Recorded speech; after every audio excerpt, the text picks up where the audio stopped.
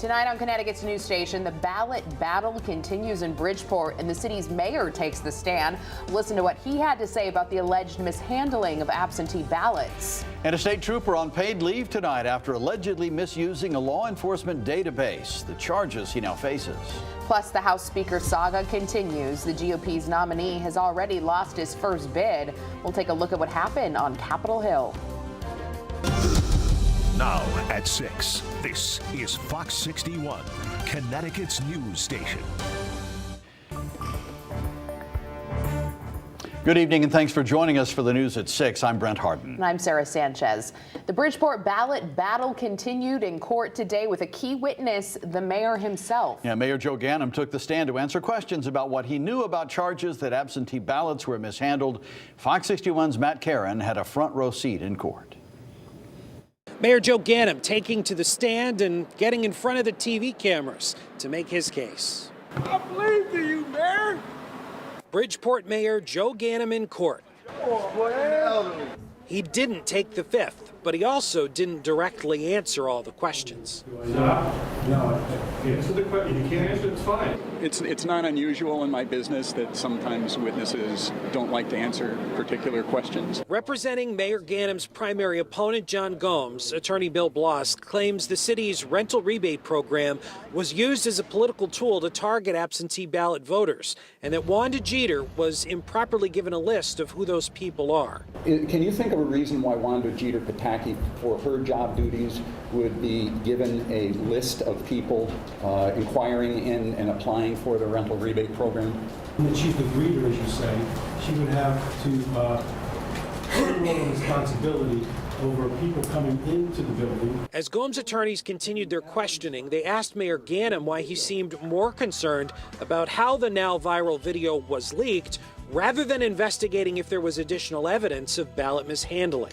You had no understanding as of September 14th or 15th that the Bridgeport Police Department was going to review footage from other cameras and other days at Broad Street to see whether there were other incidents of absentee ballot box misuse. Is that your testimony? I don't know. Ganim danced around the question in court, so outside we asked. So are you more concerned about the leak, or are you more concerned about other absentee ballot box improprieties? Any allegations or claims are of major concern, certainly. After all, Ganim says he was the one who ordered the ballot drop boxes be placed where cameras could see them. It was my office, through my instructions to my chief of staff, to work with and ensure that these ballot boxes, which are new in Connecticut, were placed exactly under the cameras. Ganim tried to distance himself from Wanda Jeter, claiming she was just a campaign volunteer. Have you ever talked with her about absentee ballots? No. Declining to say whether Jeter was putting stacks of ballots into the drop box. I do not. I can't tell exactly what she's putting in there. Something white, could be envelopes. The evidence came out that I wanted to get out. A lot of strutting, it's a lot of fretting, and it's all signifying nothing so far. Even after today's testimony, it is still not clear whether Mayor Ganim had any direct involvement in ballot fraud. But remember, this is not a criminal case. Attorney Bloss is just trying to prove that the numbers don't add up. It'll be up to the State Election Enforcement Commission, who ultimately has the power to recommend criminal charges if there are any.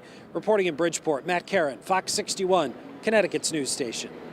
Thank you, Matt. New here at 6, a Connecticut state trooper is facing computer crimes charges, and he's now suspended. Jose Campos is accused of using a state police database to run a license plate number for non-law enforcement purposes. It happened back in June. He's out on $10,000 bond and due back in court next month. Campos has been a member of the Connecticut State Police since 2020. Also new here at 6, a woman is expected to be okay after jumping out of a second-floor window to escape a fire at a home in Enfield. It happened around 3 p.m., a 3-story home on Enfield Street. Police say the woman appeared to only suffer minor cuts but was taken to the hospital. Everyone else inside the home made it out safely. Fire crews say it was an older-style house, which made it challenging to put out the flames. These are all in this area. These are all older mill houses, so the construction of them is a lot of lath and plaster, a lot of overlapping boards, a lot of voids in this building, so we're going to be here a few hours. A part of Route 5 is closed as crews remain on scene. We're told 12 people were displaced. It's believed the fire started on the front porch, but a cause remains under investigation. And developing now, the Hartford teen facing manslaughter charges in the September crash that killed a Hartford police officer was back in court today. Fox 61's Samaya Hernandez was there when family members expressed their support before the 18-year-old was taken back into lockup. She joins us now with the update. There was an eerie silence in court, and that was also the case the last time Richard Barrington Jr. appeared in court. This case all around tragic for Hartford police and for the family of an 18-year-old who blew him kisses as he was led back into lockup. Connecticut's news station was the only station in court last month when prosecutors upped Barrington's charges to manslaughter. Exclusive video from outside our studio on Broad Street shows the moments the 18-year-old high school student was pulled over by police for a traffic stop before driving off, blowing past red lights, and ultimately hitting and killing Detective Robert Garden and wounding Officer Brian Kearney. Last month, officers showed a display of force in court for Barrington's arraignment. Officers were not present Tuesday, but Barrington's family in court showing support for a teen they say aspired to become a nurse. I would ask for a continuance date. I will provide that thumb drive to the state. I appreciate them taking the time to copy. I know there's a lot of video in the case. Barrington is due back in court on December 12th. In Hartford, I'm Samaya Hernandez, Fox 61, Connecticut's news station. All right, thank you, Samaya. An investigation tonight on an officer-involved shooting. A Hartford officer shot and killed a man yesterday afternoon. This happened around 2 near Westland and Barber Streets. Police say when officers pulled over an armed driver, he began threatening people. They say the man got out and fired at an officer. The officer shot back, killing him. No officers were hurt. Meanwhile, the Wallingford community is waiting for answers after an officer-involved shooting there. Wallingford police say there was a shooting involving one of their officers at North Airline Road near New Rock Hill Road just before 3 yesterday morning. The office of the Inspector General is taking over the case along with the Connecticut State Police. Time for a check of the weather. A nice start to our week. Today was nice. A little sunshine out there. Yeah, Chief Meteorologist Rachel Frank joining us now. Rach, more sunshine for the week before the rain comes back? We have another couple of really nice fall days. The temperature will grow about a couple of degrees each day as well, so we'll add that to a bonus before some rain returns heading into the weekend. Surprise, surprise. We've got some darker clouds out there, but they were looking a little bit more ominous about a half an hour ago when we had a few showers pop through. 59 degrees right now in the capital city. You can see a couple of those showers that ended up coming through earlier. Most of them have dissipated by this point. We should be fine as we sail towards sunset and likely most of the state staying dry from here on out. 59 in Meriden, 57 the current temperature for Windham, and we're looking at temperatures close to 60 degrees for the New Haven area. As we head towards daybreak, we're once again looking at overnight lows in the 40s, gearing up for the news at 11, close to 50 degrees.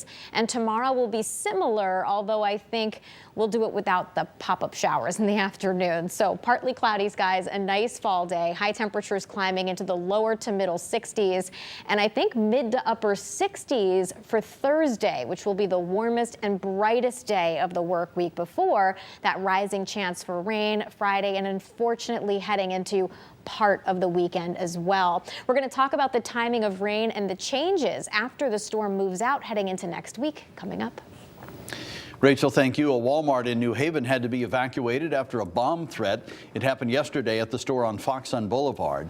Police say the store received a call from a person saying they planted bombs inside the building and they were going to shoot people as they left the store.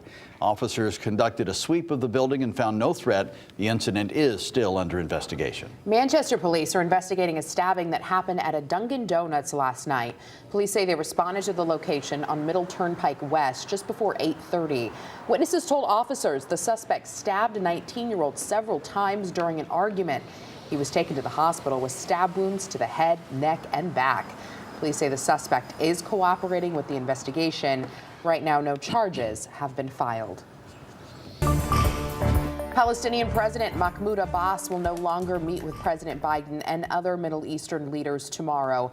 Abbas was scheduled to join Jordan's king and Egypt's president to discuss the latest in Israel and Gaza. Officials say Abbas withdrew from the meeting to protest an Israeli airstrike on a hospital in Gaza.